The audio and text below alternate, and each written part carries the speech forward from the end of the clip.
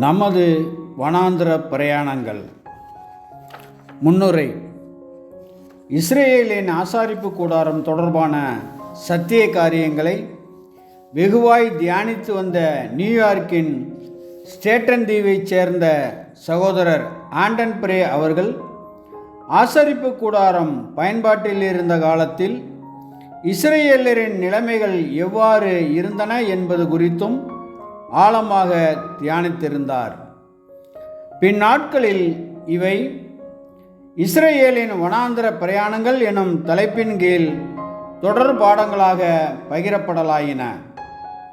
இப்புத்தகத்தில் அந்த பிரசங்கங்களை அப்படியே எழுத்து வடிவில் கொடுக்காமல் மாறாக அவற்றில் இடம்பெற்றுள்ள அதே சத்திய கருத்துக்களை சுருக்கமான முறையில் வடித்து கொடுப்பதற்கு பிரயாசம் ஏறெடுக்கப்பட்டுள்ளது.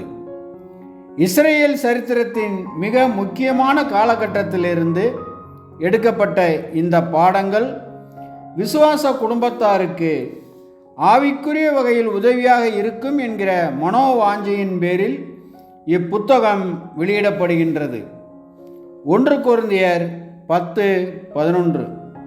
இவைகளெல்லாம் திருஷ்டாந்தங்களாக அவர்களுக்கு சம்பவித்தது, உலகத்தின் முடிவு காலத்தில் உள்ள நமக்கு எச்சரிப்புண்டாகும்படி எழுதப்பட்டும் இருக்கிறது.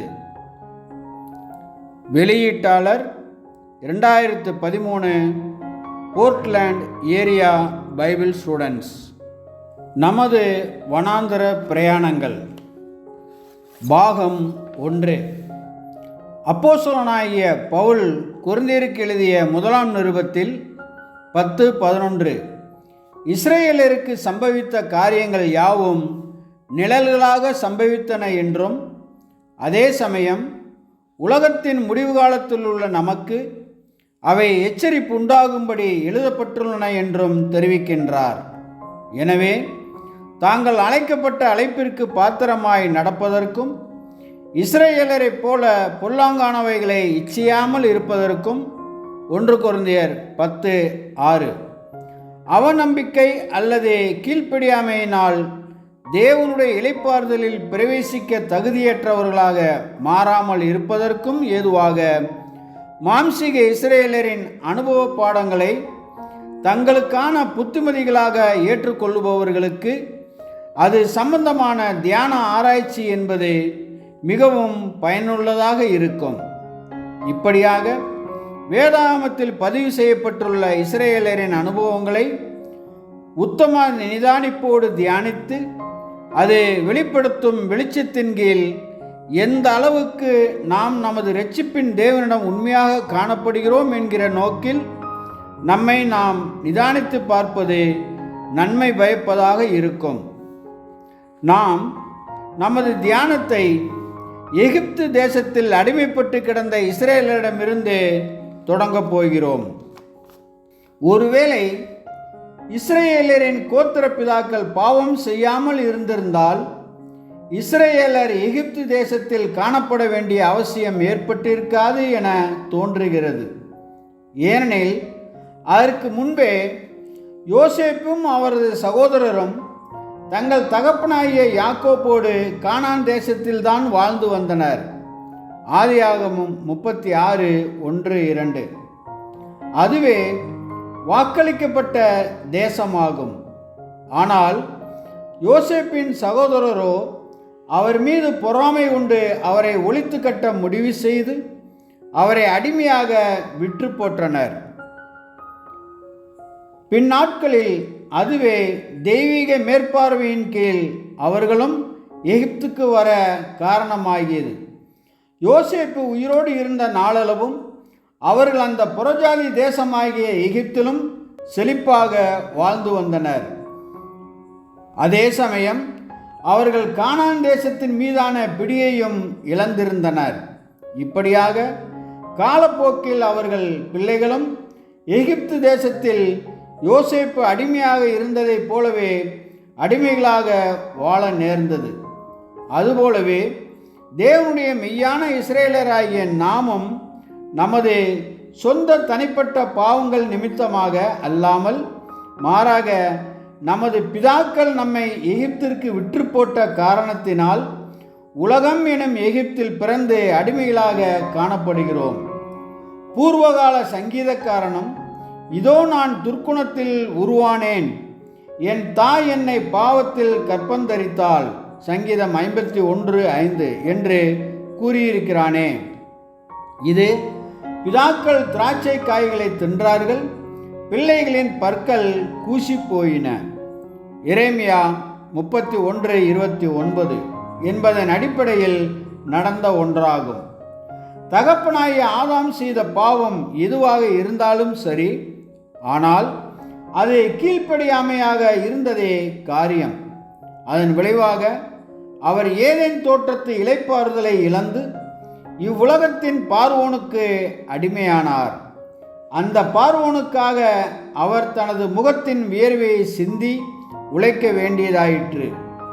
அவருடைய பிள்ளைகள் அனைவரும் இவ்வுலகம் எனும் எகிப்தில் பிறந்தபோது அவர்களும் பாவம் மற்றும் மரணம் எனும் கொடூரமான துஷ்ட அதிகாரிகளுக்கு கீழ்ப்பட்ட அடிமைகளானார்கள்.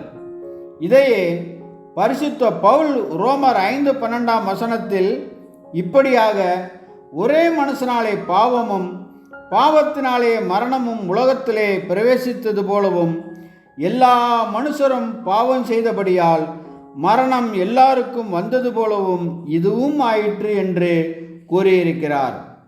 யோசேப்பை அறியாத ஒரு பார்வோன் எழும்பி தன் தேசத்தில் வாழும் இஸ்ரேலர் மிகுதியாய் பெருகிவிடுவார்கள் என அஞ்சி அவர்களை கட்டுப்படுத்தவும் அவர்களின் பெருக்கத்தை தடை பண்ணவும் திட்டங்களை தீட்டினான்.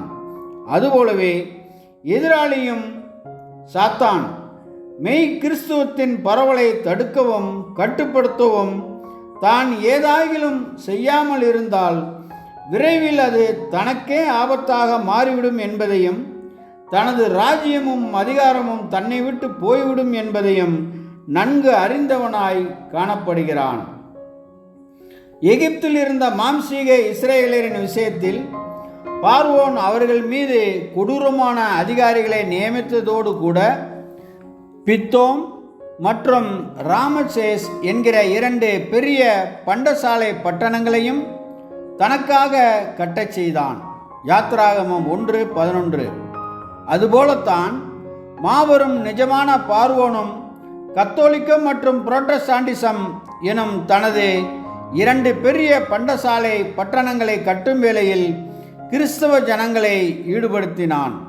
இப்படியாக இம்மாபெரும் கட்டமைப்புகளை கட்டி பராமரிக்கும் பணியானது கிறிஸ்தவ மண்டலத்தினை ஓயாமல் இயங்க வைத்து கொண்டிருக்கிறது என்றால் அது மிகையாகாது.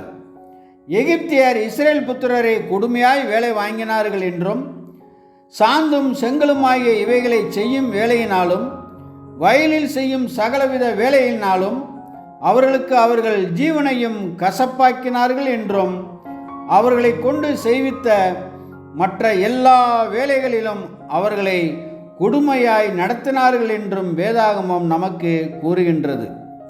யாத்ராகமம் 1:13-14. இருப்பினும் இந்த துன்பங்கள் மற்றும் கஷ்டங்களுக்கு மத்தியிலும் இஸ்ரேலர் பலுகி பெருகியதாகவே தெரிகிறது. அதுபோலவே தேவனுடைய மெய்யான இஸ்ரேலரும் கூட அடிமைப்படுத்தப்பட்டு தங்களின் வீரியத்தையும் வைராக்கியத்தையும் குன்றச் செய்யும் காரியங்களை செய்ய நிர்பந்திக்கப்பட்டாலும் அந்த சூழலிலும் செழித்தோங்குவார்கள் என்பதாக தெரிகிறது. இருப்பினும் சாத்தான் நீண்ட காலத்திற்கு இந்நிலைமையை நீடிக்க விடமாட்டான் என்பதால் அவர்களின் சக்தியை உறிஞ்சி எடுக்கும் விதமாக தனது பண்டசாலை பட்டணங்களை கட்ட வைப்பதோடு கூட வேறு வழிமுறைகளையும் கையாளுவான். அங்கே மாம்சீக இஸ்ரேலரை பொறுத்தவரையில் இது எவ்விதமாக நடந்தது எனில், பார்வோன் இஸ்ரேலின் மருத்துவச்சிகளிடம் யூதருக்கு பிறக்கும் பச்சிளங்குழந்தைகளை கொல்லும்படிக்கு கட்டளை பிறப்பித்தான். அவர்களோ மனுஷருக்கு பயப்படுவதை விடவும் சர்வவல்ல தேவனுக்கு அதிகமாக பயந்த காரணத்தினால் குழந்தைகளை கொல்லாமல் தப்புவித்தனர். இதன் விளைவாக இஸ்ரேல் ஜனங்கள் பெருகி மிகுதியும் பலத்து போனார்கள். யாத்ராகமம் 1:15-19 வரை. அதுபோலவே தேவனுடைய மெய்யான இஸ்ரவேலரின் பெருக்கத்தை தடுத்து நிறுத்த எதிராளியால் உருவாக்கப்பட்ட ஒவ்வொரு திட்டமும் தோல்வியில் முடிந்தது. ஏற்ற வேளையில் இந்த மெய்யான இஸ்ரவேலர் இந்த உலகமாகிய எகிப்தை விழுங்கி அதை தேவனுடைய நீதியின் ராஜ்யமாக மாற்றப் போகிறார்கள் என்பதில் சந்தேகமில்லை. இருப்பினும் இந்த ஆவிக்குரிய இஸ்ரவேலர் தொடர்ந்து எகிப்திலேயே வசிக்க விரும்புவதில்லை. அவர்கள் வாக்குத்தத்த தேசமாகிய கானானை சுதந்திரிப்பதற்கு வாஞ்சையோடு காத்திருப்பதுடன் எகிப்தின் அடிமைத்தனத்திலிருந்து விடுதலை அடையவும் விரும்புகிறார்கள். இருப்பினும் அவர்கள் தங்களை விடுவித்துக் கொள்ள ஏறெடுக்கும் எல்லா பிரயாசமும் தோல்வியடைவதால் சாத்தானுக்கு சில வெற்றிகள் கிடைப்பது போல் தெரியலாம். ஆனால் அது வெறும் தற்காலிக வெற்றிகளே. ஏனெனில் தேவ ஜனங்களின் விடுதலை என்பது அவர்களின் சுய முயற்சியினால் அடையப்படுவது இல்லை. மாறாக எகிப்தின் நடுவிலேயே மெய்யான இஸ்ரவேலன் ஒருவரை எழுப்பி அவரை தம் ஜனங்களை விடுவிக்கும் இரட்சகராகவும் மீட்பராகவும் நிலைநிறுத்திய தேவனாலேயே அவர்கள் விடுவிக்கப்படுவார்கள். ஆண் பிள்ளைகளை எல்லாம் நதியிலே போட்டுவிடும்படிக்கும் பெண் பிள்ளைகளை எல்லாம் உயிரோடு வைக்கும்படிக்கும் கட்டளையிட்டதன் பேரில் பார்வோன் எப்பேற்பட்ட மோசமான முயற்சிகளை ஏறெடுத்தான் என்பதை நாம் அறிவோம். யாத்ராகமம் 1:22.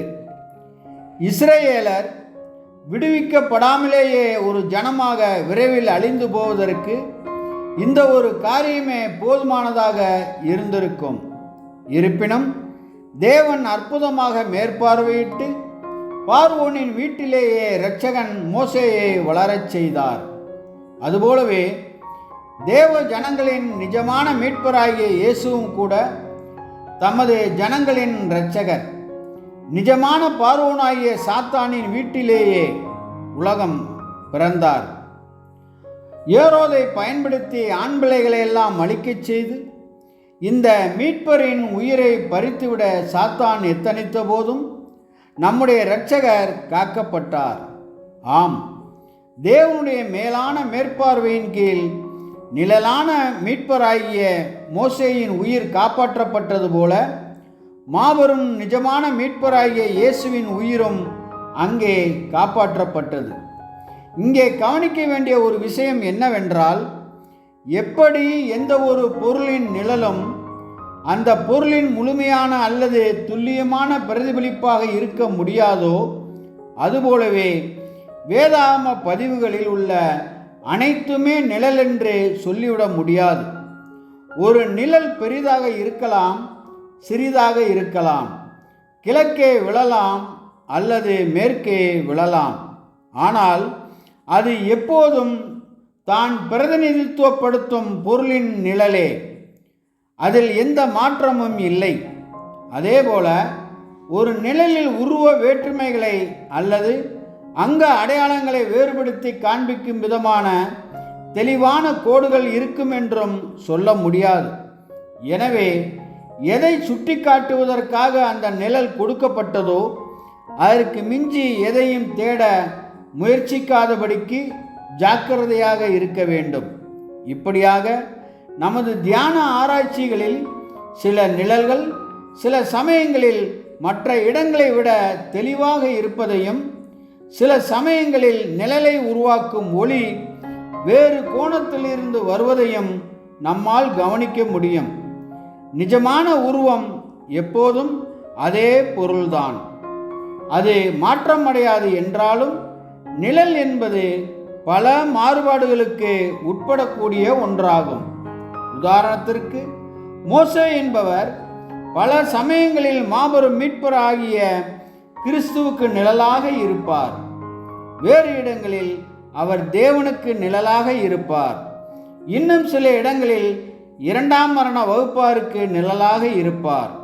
எனவே நிழலான இஸ்ரவேலின் அனுபவங்கள் பற்றின பதிவுகளை தொடர்ச்சியாக ஒரே விதமாக கண்ணோக்கி தேவனுடைய ஆவிக்குரிய இஸ்ரவேலுக்கான ஒரு தொடர் நிழலாக அவற்றை பொருத்தி பார்க்க முடியாது என்பது தெளிவாகிறது. அப்படி செய்தால் நம்மில் பெரும்பாலானோர் கானானுக்குள் நுழைய முடியாதபடி முற்றிலும் தடுத்து நிறுத்தப்படுவோம். இப்படியாக நிழல்களை அவை பிரதிநிதித்துவப்படுத்தும் உண்மையான உருவத்திற்கு இணையாக எடுத்துக்கொள்ளக்கூடாது என்பதையும் அவற்றை வெறும் நிழல்களாக மாத்திரம் அடையாளம் காண வேண்டும் என்பதையும் கவனத்தில் வைப்போமாக. எப்படி மோசே இஸ்ரேலின் அனுபவங்களில் வெவ்வேறான மற்றும் பிரித்து வைக்கப்பட்ட ஒரு நிழலாக காணப்படுகிறாரோ, அதுபோலவே நாம் நிழல்களிலிருந்து வெவ்வேறு பாடங்களையும் சில நேரங்களில் தனியே பிரித்து வைக்கப்பட்ட பாடங்களையும் எதிர்பார்க்க வேண்டியவர்களாய் இருக்கிறோம். ஆமென்.